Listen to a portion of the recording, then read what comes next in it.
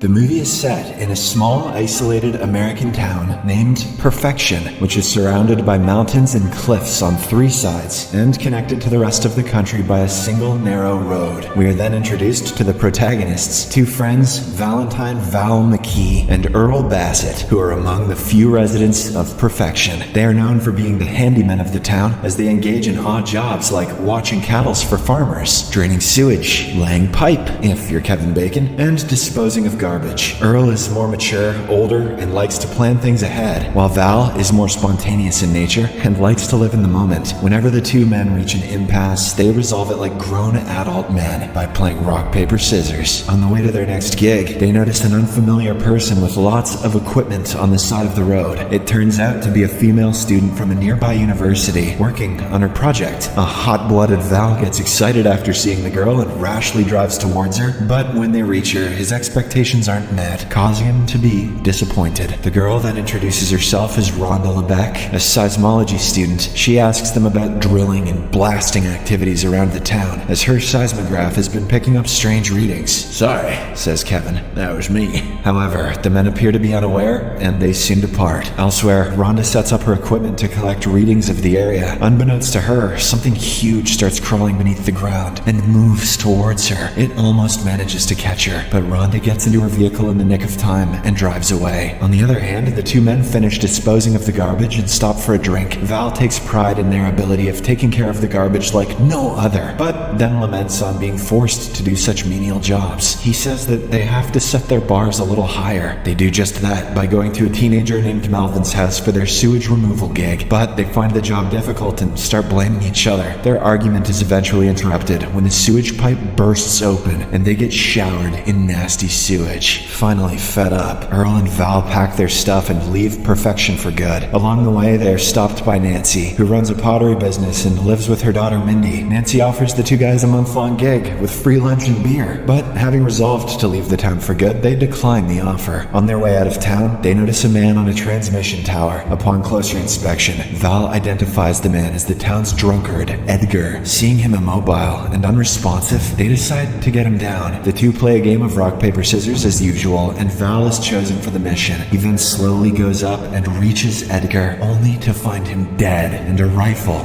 in his hands. Following this, the duo takes his body to the local doctor, Jim, who lives out in a trailer. The latter examines the body and assumes that Edgar must have stayed on the tower for 3 or 4 days and died of dehydration. Puzzled by the revelation, Earl and Val wonder what Edgar must have been so afraid of that he preferred dying up there to getting down. Nevertheless, they continue on their journey, but are again forced to stop when they notice sheeps of a local farmer butchered. Worried, they look for him and soon find his severed head under his hat. When I was a child, I walked in on my dad watching this movie, and that scene gave me the worst nightmares I've ever had. This freaks out the duo, and they decide to flee the town ASAP. But, to their dismay, the only road leading out of the town has been blocked by a small landslide, presuming it was caused by the road workers. They call out for them, but only find their helmets lying on the ground, full of blood and slime. This frightens the 2 even more, and they immediately proceed to return back to town. While leaving, Val backs the truck into a small ridge and gets stuck, but after using its full power, he eventually manages to set the vehicle loose. When they finally reach the town, the residents learn about the strange occurrences and discover a long, snake-like creature wrapped around Val's truck's axle. It was perhaps why the vehicle got stuck in the first place. One of the residents, Bert, then speculates that there might be more than one of these creatures in the area, so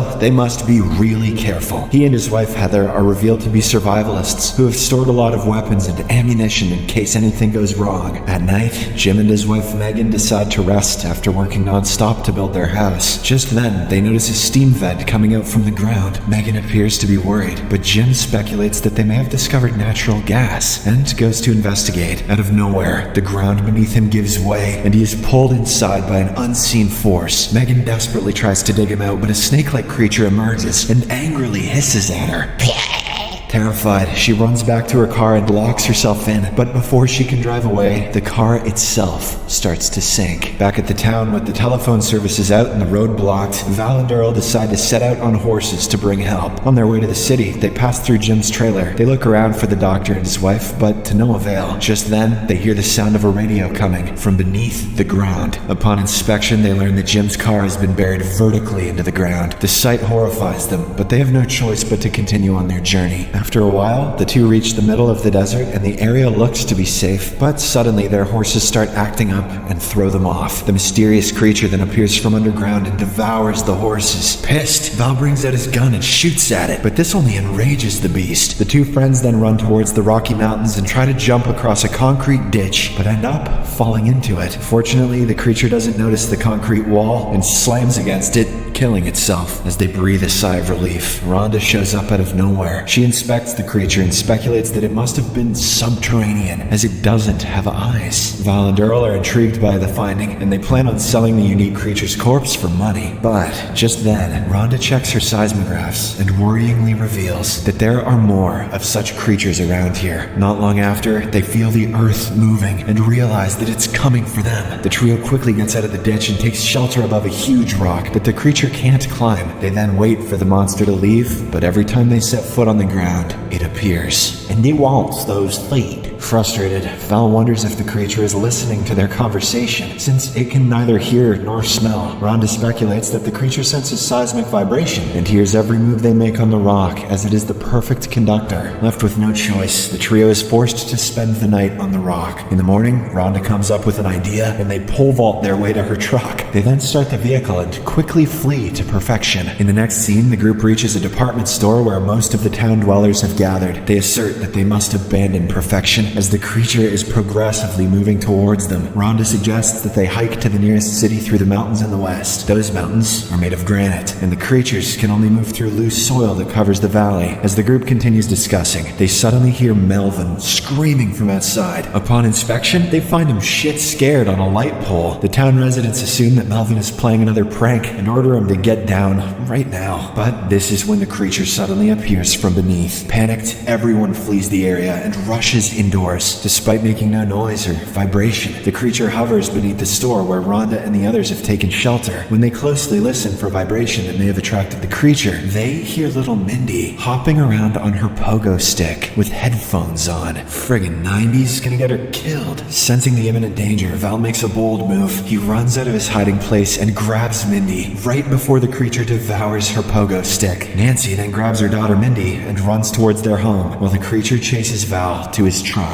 In the meantime, another creature shows up and starts moving towards Earl and Rhonda, causing them to get separated. Earl runs back inside the store, while Rhonda rushes towards Melvin. However, she falls down and gets tangled in barbed wire. This forces Val to once again risk his own life. He grabs a pickaxe, wounds the creature, and frees her, after which they run to the store. Everyone then breathes a sigh of relief, assuming that they're safe here. But unfortunately, the store's fridge starts malfunctioning, making a lot of noise. A creature then emerges from beneath the cheap wooden floor and manages to grab one of the residents. The other monster also makes an appearance and forces the town dwellers to take shelter on the roof. They're safe here. This isn't the third movie yet, so those fuckers can't fly. The survivalist couple notices them on the roof and contacts them by radio. They inadvertently catch the attention of one of the creatures, which emerges through their wall. However, Bert and Heather are more than prepared for it. They spray the monster with bullets, eventually killing it. Now, only 2 of such creatures are remaining. The town dwellers celebrate Bert and Heather's heroism with cheers and claps, but their happiness is short-lived as the monsters get creative and start destroying the building's foundation, killing a few people in the process. Seeing them getting closer by the minute, Earl suggests that they use their bulldozer to escape. He assumes that the creatures won't be able to lift a 30-ton vehicle. Left with no other choice, the town citizens act on the plan, using a small tractor as a decoy. Val jumps from the roof and runs towards the bulldozer. However, after creating a distraction for a while, the tractor trips over, leaving Val stranded in the middle of nowhere. With the graboid now fast approaching, that's what they're called, Rhonda instructs him to stand still. She then creates another distraction by bursting open a pipe, the monsters take the bait and change their direction, allowing Val to safely get on the bulldozer. Without wasting any time, he then rescues all the remaining town residents, and they make their way out of the town. As they reach closer and closer to the mountains, the residents begin celebrating. However, their vehicle soon starts sinking, making them realize that the creatures outsmarted them and led them into a trap. The group then rushes to the nearby rocks, barely making it out alive. Now, with time running out for them, Earl comes up with a risky idea. He proposes they lure the creatures from the ground and blow them up using Bert's homemade bombs. Earl then ties a lit bomb onto a rope and tricks the creature into devouring it. Surprisingly, the plan works, and the monster is blown into smithereens. After this, the group sets another trap for the last remaining creature. They throw a lit dynamite on the ground, which it quickly devours. However, this time the monster hurls the bomb back towards the group, making them scamper for their lives. In the ensuing chaos, Val, Earl, and Rhonda get separated from the others, and they rush to find another rock to climb on. They are almost caught by the creature, but manage to deceive it by standing extremely still. At this pivotal moment, Val comes up with a risky idea. He runs up to the valley, and the other two follow suit. They soon reach the end of a cliff and have nowhere to go. The creature has finally cornered them, and it starts charging at them with great speed. Seeing this, Earl and Rhonda get out of the way, but Val continues waiting. He is the Hassan Al-Ghaib. He